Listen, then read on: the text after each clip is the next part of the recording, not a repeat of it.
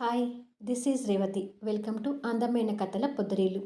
తొలి ముద్దు episode number 7లోకి వచ్చాము. ఇక కథలోకి వెళ్దాం. దీక్ష స్విచ్ ఆఫ్ అయిన ఫోన్ చూసుకుంటూ, చా, ఫోను పాతది కావడం వల్ల బ్యాటరీ వీక్ అయి తొందరగా స్విచ్ ఆఫ్ అవుతుంది. ఇక్కడ ఒక ఆటో కూడా కనిపించడం లేదు. క్యాబ్ అయినా బుక్ చేసుకుందామంటే ఫోన్ స్విచ్ ఆఫ్లో ఉంది అని అనుకుంటూ దగ్గరికి వస్తున్న ఆ పోకిరిగాన్ని చూస్తూ భయపడుతుంటుంది. దూరంగా షూటింగ్ నుంచి బయలుదేరిన యష్ కార్ సూటిగా దీక్ష వైపు వస్తుంటుంది. ఆ రోజు రిలీజ్ అయిన తన మూవీ టాక్ గురించి యష్ ఫోన్లో చూస్తుంటాడు. దీక్ష దగ్గరికి వస్తున్న ఆ పోకిరిగాల్ని చూసి భయపడుతూ తనకు ఎవరైనా సహాయం చేసేవారు ఉన్నారేమో అన్నట్టుగా చుట్టూ చూస్తుంటుంది. కానీ తనకి ఎవరూ కనిపించరు. రోడ్డు మీద వాహనాలు తనని గమనించకుండానే ఫాస్ట్గా వెళ్తుంటాయి. ఆ ఇద్దరు పోకిరిగాళ్ళు తాగుకుంటూ దీక్ష దగ్గరికి వచ్చి, ఒరేయ్, మనకి మందుతో పాటు పిల్ల కూడా దొరికిందిరా అని అనుకుంటారు. ఆ మాటలు విని దీక్ష ఇంకా భయపడుతూ, మరీ అది తప్పి మాట్లాడకండి అని అంటుంది. ఆ ఇద్దరు చేతిలో ఉన్న బాటిల్స్ ఖాళీ చేసి పక్కకు పడేసి, ఒరేయ్, పిల్లకి మర్యాద తప్పి మాట్లాడవద్దంట అని ఇద్దరు నవ్వుకొని, మాటలే కాదు, మా చేతలు కూడా ఎలా మర్యాద తప్పుతాయో చూస్తూ ఉండు అంటూ ఒకడు దీక్ష చేయిని పట్టుకుంటాడు. రేయ్, వదులురా అని దీక్ష కోపంగా వాడి చెంపన గట్టిగా కొడుతుంది. వాడు ఆ దెబ్బకి మండిపోతూ, నన్నే కొడతావే, చెప్తానుండు నీ సంగతి అని ఇద్దరు దీక్షని పట్టుకుంటారు. వదలండ్రా అని దీక్ష వాళ్ళిద్దరిని విడిపించుకునే ప్రయత్నం చేస్తుంటుంది. దీక్ష ఆ ప్రయత్నం చేస్తుండగానే యష్ కార్ తనని దాటుకొని ముందుకు వెళ్తుంది. అలా కాస్త ముందుకు వెళ్ళిన కార్ మళ్ళీ రిటర్న్ అవుతుంటుంది. కరెక్ట్గా ఆ కార్ వచ్చి వాళ్ళ ముగ్గురు దగ్గర ఆగుతుంది. దీక్ష భయపడుతూనే ఆ కారు వైపు చూస్తుంది. ఆ పోకిరిగాళ్ళు ఇద్దరూ కూడా ఆ కారు వైపు చూస్తుంటారు. కానీ కారు డోర్ గ్లాసులో నుంచి లోపల ఎవరున్నారు అనేది ఎవరికీ కనిపించదు. దీక్ష వీళ్ళని చూసి భయపడుతూనే ఆ కారు వైపు కాస్త ఆశగా చూస్తుంటుంది. ముఖం గుర్తుపట్టకుండా కర్చీప్ కట్టుకొని కారులో నుంచి యష్ కిందికి దిగుతాడు. కర్చీప్ ఉండటం వల్ల పైగా చీకటి కావడంతో దీక్ష కూడా యష్ని గుర్తుపట్టకుండా, ప్లీజ్ అండి, వీళ్ళు నాతో తప్పుగా ప్రవర్తిస్తున్నారు, నన్ను కాపాడండి అంటూ రిక్వెస్ట్ చేస్తుంది. వాళ్ళిద్దరూ చెరో పక్క దీక్షని పట్టుకొని, ఏంటి బాస్, కారులో నుంచి హీరోలా దిగావు, ఇప్పుడు మమ్మల్ని కొట్టి ఈవిడిని కాపాడి తన దృష్టిలో నువ్వు పెద్ద హీరో అవ్వాలనుకుంటున్నావా అని హేళనగా మాట్లాడుతుంటారు ఇద్దరు. అప్పటికే కార్ దిగిన కార్ డ్రైవర్ కూడా ఆ మాటలు వింటూ, పిచ్చోళ్ళారా, నిజంగానే హీరోనే వచ్చాడ్రా అని అనుకుంటాడు మనసులో. నన్ను వదలండి అని దీక్ష వాళ్ళ నుంచి బలవంతంగా విడిపించుకొని యష్ వెనక్కి వచ్చి, నన్ను కాపాడండి సార్ ప్లీజ్ అంటూ భయపడుతుంటుంది. ఎవరు అడ్డు వచ్చినా ఈరోజు దీనిని వదిలేది లేదు అంటూ ఆ ఇద్దరు దీక్ష కోసం యష్ దగ్గరికి వస్తారు. ఇద్దరు యష్కి సూటిగా నిలబడి, చూడండి బాస్, మీ బెంజ్ కార్ చూస్తుంటేనే మీరు పెద్ద ధనవంతులని అర్థమవుతుంది. అనవసరంగా మాలాంటి పోకిరిగాలతో ఎందుకు పెట్టుకుంటారు చెప్పండి. ఇక్కడ జరిగేది పట్టించుకోకుండా మీ దారిన మీరు వెళ్ళిపోండి అంటూనే ఇద్దరు దీక్షని పట్టుకోవాలని చూస్తుంటారు. ఆ ఇద్దరి చేతులు దీక్ష దగ్గరికి చేరకముందే వాళ్ళ చేతులు యష్ చేతిలో నలిగి విరుగుతుంటాయి. అబ్బా, మా చేతులు విరుగుతున్నాయి, వదలండి అని వాళ్ళు గట్టిగా మొత్తుకుంటూ ఉంటారు. అప్పటి వరకు కంగారులో ఉన్న దీక్ష అది చూసి కాస్త కుదుట పడుతుంటుంది. వాళ్ళ చేతులు విరిగేసరికి యష్ వాళ్ళని చితక్కొట్టడానికి పెద్దగా కష్టపడాల్సిన అవసరం పడలేదు. కొద్దిసేపటికి యష్ కొట్టే దెబ్బలు తాళలేక వాళ్ళిద్దరూ అక్కడి నుంచి పారిపోతుంటారు. కోపంగా ఉన్న యష్ పారిపోతున్న వాళ్ళ వెనక కూడా కాస్త దూరం పడతాడు.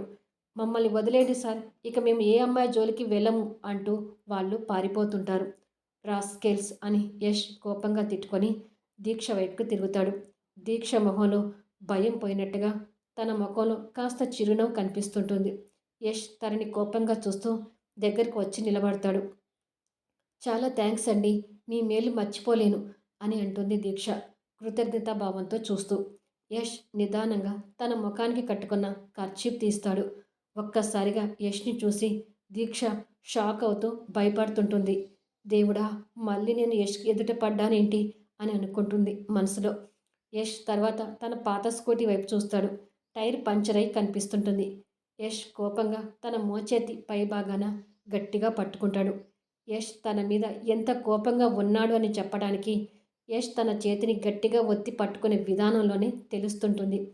యష్ కోపానికి దీక్ష భయంతో ఏమీ మాట్లాడలేకపోతుంటుంది. యష్ తనని లాగుతున్నట్టుగా తీసుకొచ్చి ముందల కారు డోర్ తీసి తనని సీట్లో కూర్చోబెడతాడు. దీక్ష అది అర్థం కానట్టుగా చూస్తుండగానే డోర్ గట్టిగా వేస్తాడు. యష్ కారు డోర్ వేసి డ్రైవర్ వైపు చూసి తర్వాత ఆ స్కూటీ వైపు చూస్తాడు. డ్రైవర్కి అది అర్థమై నేను చూసుకుంటాను సార్ అని అంటాడు. యష్ తిరిగి దీక్ష పక్కన డ్రైవింగ్ సీట్లోకి వచ్చి కూర్చొని కార్ స్టార్ట్ చేస్తాడు. యష్ ఎంత కోపంగా ఉన్నాడో ర్యాష్ డ్రైవింగ్లోనే దీక్షకు తెలుస్తుంటుంది. దీక్ష కాస్త ధైర్యం తెచ్చుకొని గొంతు పెగిల్చుకొని యష్ అని నిదానంగా పిలుస్తుంది. యష్ స్టీరింగ్ నుంచి ఒక చేతిని వదిలి మాట్లాడవద్దు అన్నట్టుగా చెయ్యి అడ్డు పెడతాడు. దాంతో దీక్ష ఇంకా భయపడిపోయి సైలెంట్గా కూర్చుంటుంది. రామ్మూర్తి, జానకి గారు ఇంటి ముందు నిలబడి దీక్ష కోసం ఎదురు చూస్తుండగానే ఆ ఖరీదైన కారు వచ్చి ఆగుతుంది. ఇద్దరు ఆ కారు వైపు ఆశ్చర్యంగా చూస్తూ ఉండగానే దీక్ష కార్ డోర్ తీసి దిగుతుంటుంది. డోర్ తీయగానే యష్ వాళ్ళకి అప్పుడు కనిపిస్తాడు. యష్ని చూడగానే ఈ ఇద్దరి భార్యాభర్తల ముఖంలో కూడా యష్ మీద కోపం కనిపిస్తుంటుంది. యష్ వాళ్ళ కోపాన్ని చూస్తూ కార్ స్టార్ట్ చేసుకుని తిరిగి ఫాస్ట్గా వెళ్తుంటాడు. దీక్ష తల్లిదండ్రులను చూసి ఏమీ మాట్లాడలేక లోపలికి వెళ్తుంది. ఈ ఇద్దరు కూడా ముఖాలు చూసుకొని దీక్ష వెనుక లోపలికి వెళ్తారు.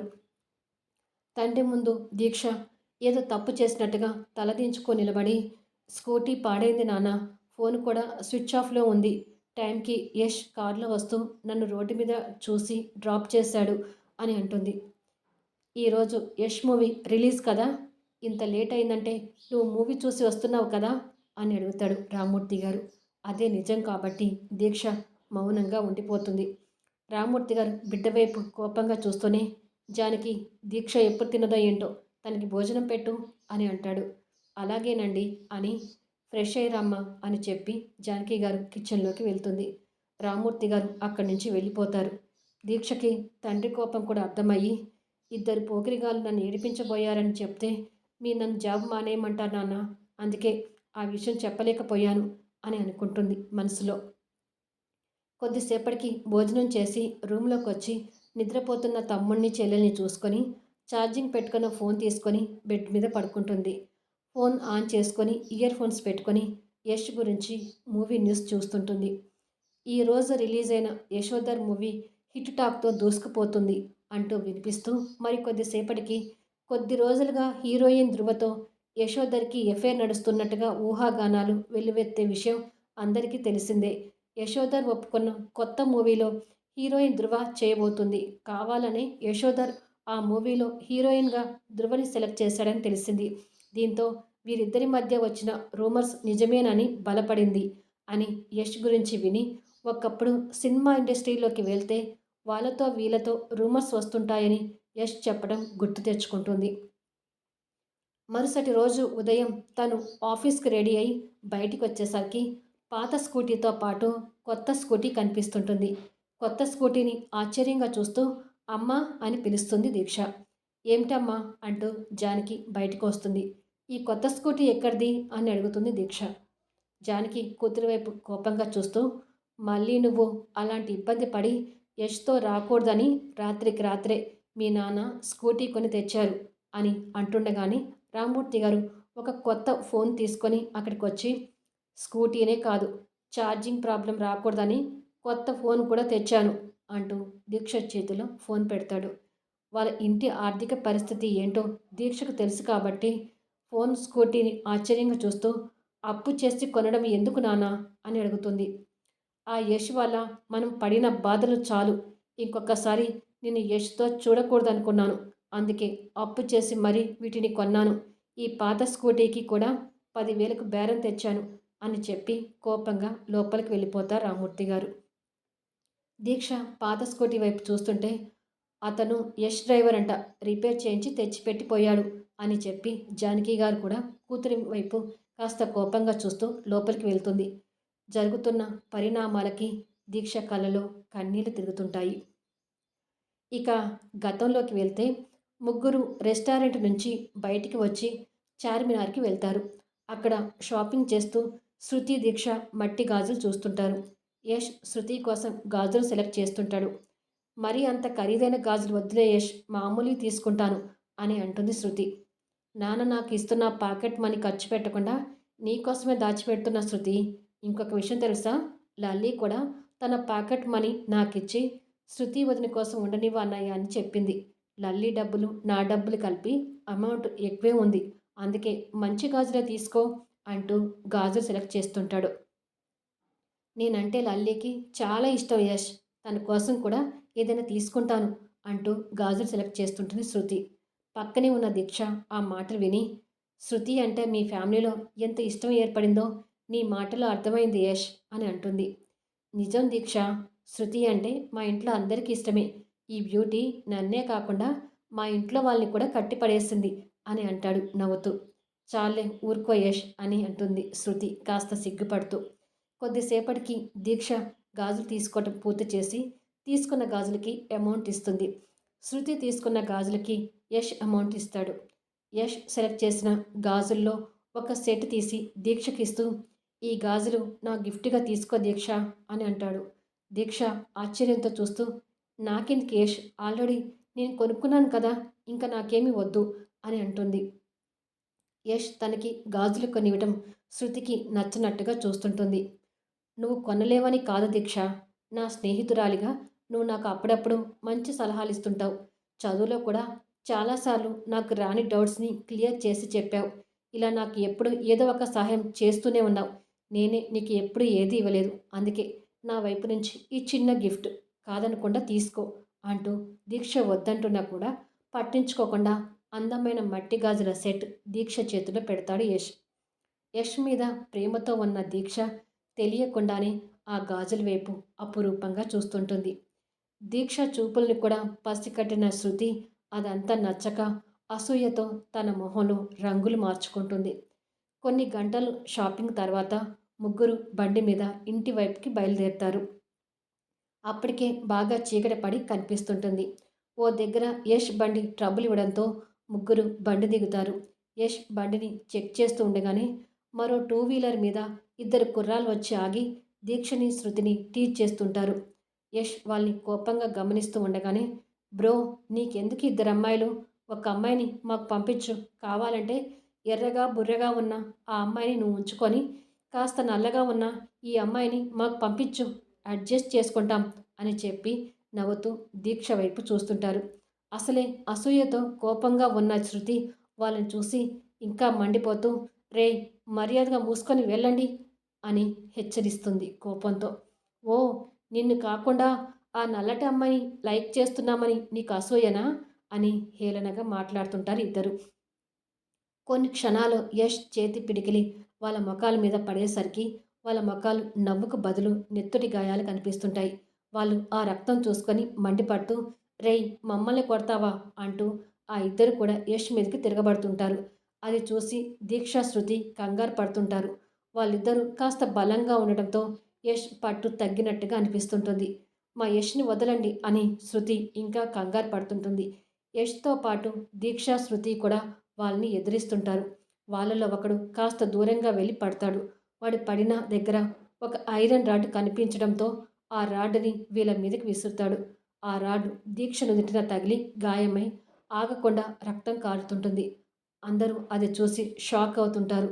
దీక్ష గాయంతో కింద పడబోతుంటే టక్కున యష్ వచ్చి తనని ఒడిలోకి తీసుకొని పట్టుకొని దీక్ష దీక్ష అంటుంటాడు కంగారుగా. దీక్ష మసకబారుతున్న కళ్ళతో యష్ని చూస్తుంటుంది. వాళ్ళిద్దరూ దీక్ష దెబ్బని చూసి భయపడుతూ, ఒరేయ్ లేనిపోని పోలీసులు గొడవలు అవుతాయేమో, మనం పారిపోదాం పదా అంటూ వాళ్ళిద్దరూ బండి తీసుకొని ఫాస్ట్గా వెళ్తుంటారు. దీక్షకు తగిలిన దెబ్బకు శృతి కూడా కంగారు పడుతూనే మరో పక్క దీక్ష మీద కేరింగ్ చూపిస్తున్న యష్ని అనుమానంగా చూస్తుంటుంది. యష్ ఆటో రావడం చూసి, వచ్చే ఆటోని ఆపు శృతి, దీక్షని త్వరగా హాస్పిటల్ తీసుకువెళ్ళాలి అంటూ దీక్షని ఎత్తుకుంటాడు యష్. ఇదండి ఈ ఎపిసోడ్. ఈ స్టోరీ గురించి మీకు ఒక చిన్న విన్నపం. ఈ స్టోరీకి నెగిటివ్ కామెంట్స్ ఎక్స్పెక్ట్ చేస్తున్నాను. ఎందుకంటే కంటెంట్ అలా ఉంటుంది. మీరు నెగిటివ్ కామెంట్స్ చేయడంలో తప్పు లేదు. లాగ్, బోర్, సోది, చెత్త, చెదారం ఏమైనా కామెంట్ చేసుకోండి. ఈ సీరియల్ వరకు ఇప్పుడు నేను వాటిని పట్టించుకోదలుచుకోలేదు. ఆ నెగిటివ్ కామెంట్స్ వల్ల నాకు ఇంకొక కామెంట్ పెరిగింది అనుకుంటాను. అలా అని చెప్పి మరి వల్గర్ నెగిటివ్ కామెంట్స్ పెట్టారనుకోండి, నేను ఎంచక్కా ఆ కామెంట్ డిలీట్ చేసుకుంటాను. ఎలాగో నెగెటివ్ కామెంట్స్ ఎక్స్‌పెక్ట్ చేస్తుంది కదా అని పెట్టాలని నెగెటివ్ కామెంట్స్ పెట్టకండి. స్టోరీ మీద మీ అభిప్రాయాలను హార్ట్‌ఫుల్‌గా తెలుపుతూ వెళ్ళండి. కానీ స్టోరీ టర్న్ తిరిగినాక అప్పుడు నెగెటివ్ కామెంట్స్ వస్తే మాత్రం అస్సలు యాక్సెప్ట్ చేయను. ఇంకొక ముఖ్యమైన విషయం. ఇప్పుడు మీరు మీ అభిప్రాయాలు చెప్తూ నెగెటివ్ కామెంట్స్ పెట్టినా లైక్స్ ఇవ్వడం మాత్రం మర్చిపోవద్దు. It's my request. స్టోరీ నచ్చకపోతే లైక్స్ ఎందుకు ఇవ్వాలని కూడా అడగొచ్చు. 100% కాన్ఫిడెంట్‌తో చెప్తున్నాను. స్టోరీ సగంలోకి వచ్చేసరికి మీ నెగెటివ్ అభిప్రాయాలు మారిపోతూ మంచి స్టోరీ వింటున్నాము అని అనుకుంటారు. అప్పుడు వెళ్ళి లైక్స్ ఇవ్వమన్నా ఇవ్వరు. స్టోరీ నచ్చినప్పుడే లైక్స్ ఇస్తామని కూడా మీరు అనొచ్చు. మీరు అలా అనుకుంటే మీ కారణంగానే సొసైటీకి ఒక మంచి మెసేజ్ ఇస్తున్న స్టోరీని అందరికి రీచ్ చేయలేక తప్పు చేస్తున్నారని అర్థం. అంత నమ్మకంగా ఎందుకు చెప్తున్నానో అర్థం చేసుకోండి. స్టోరీ ఇంకా ఫస్ట్‌లోనే ఉంది. రాను రాను ఆసక్తికరంగా సాగిపోతుంది. Family, love, romantic, ethics, different content and మెసేజ్‌తో కూడిన ఈ స్టోరీని అందరికి రీచ్ కావడానికి లైక్స్‌తో పాటు షేర్ చేయాలని కూడా కోరుకుంటున్నాను. మళ్ళీ నెక్స్ట్ అప్డేట్‌లో కలుద్దాం.